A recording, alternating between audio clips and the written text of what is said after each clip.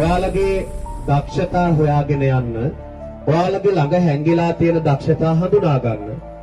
ඒ හඳුනා ගන්න දක්ෂතා අලුත් දක්ෂයෙක් බවට මේ පාසල තුලින්පත් වෙලා තමන්ගේ දක්ෂතාවයෙන් සමස්ත ලංකාව ජයග්‍රහණය කරන්න.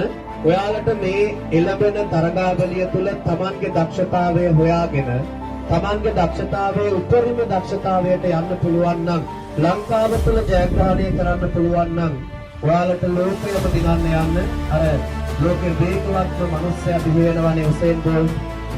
එයා බිහි වෙන්නේ ඔයාලා වගේම තමන්ගේ දක්ෂතාවය හොයාගත්ත නිසා.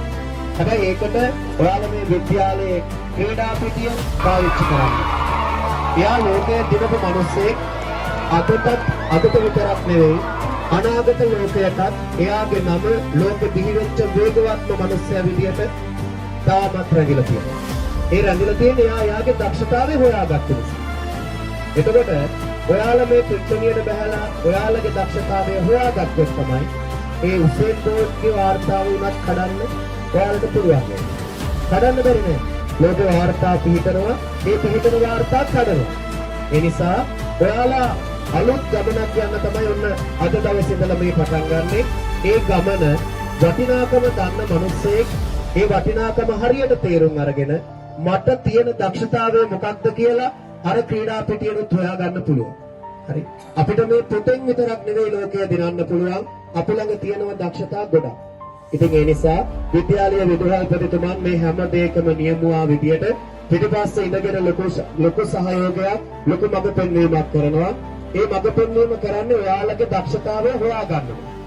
ඊළඟට මේ ප්‍රධානත්වය අරගෙන මේ විෂය භාරව කටයුතු කරන අපේ චතුරංග මහත්මයා, ඒ වගේම අනෙකුත් ක්‍රීඩා භාර ආචාර්යවරු, ඒගොල්ලෝ ලොකු කටයුතුවක් කරනවා. සමස්ත ආචාර්ය මණ්ඩලයේ සහයෝගය ඇතුව ඔයාලගේ දක්ෂතාවය හොයන්න. ඔය පිටිනියේ මේ ගුරුවරු ක්‍රීඩා කරන්නේ නැහැ. ඔයාලා තමයි ක්‍රීඩා කරන්නේ. ඒ නිසා ඔයාලා හැමෝටම මුලින්ම සුබපතනවා තමන්ගේ ජයග්‍රහණය හොයන්න. එතකොට ඔබ ජයග්‍රහණය කරනකොට නොදැනුවත්වම ඔබ දිනුවොත් ඔබේ ජයග්‍රහණය පිටින්, ඔබේ කර පිටින් මේ නිවාස තුනකට අපි මේ අවුරුද්දේ 2026 වර්ෂයේ මෙතනිය මහා විද්‍යාලීය නිවාසාන්තර ක්‍රීඩාවල නිවාස තුනකින් තමයි තරඟ වදින්නේ. ඒ නිවාස තුනේ කිරුණ පළදින නිවාසය තෝරන්නේ ඔයාලා දිනා දෙන ජයග්‍රහණ මත.